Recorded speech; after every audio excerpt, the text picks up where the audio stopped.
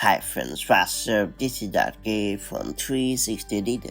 It's time to learn how to use voice with ChatGPT on iPhone. The official ChatGPT app for iPhone comes with a pretty handy voice feature that allows you to speak with the chatbot and hear answers back from high quality voice options. Voice chat with ChatGPT lets you have hands-free interactions with ChatGPT and can be very handy for a variety of purposes. So if you're ready to unlock this neat feature, let's get started.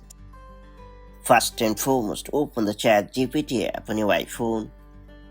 Then tap on the headphone button in the bottom right corner of the user interface to enter the voice mode. After that, tap on the Choose a Voice option to proceed. Then try out the different voices and select the voice you prefer and hit the Confirm option. You can now use your voice to ask ChatGPT questions and it will respond with your preferred voice, and that's pretty much it. So that's how you can easily use voice with ChatGPT on your iOS device. Now that you know how this cool feature works, make the most of it to get the most out of ChatGPT. If you found this video helpful, do like and share it, and I'll see you in the next video with more such handy iPhone tips and tricks. Till then, stay safe and have a great time. Bye bye.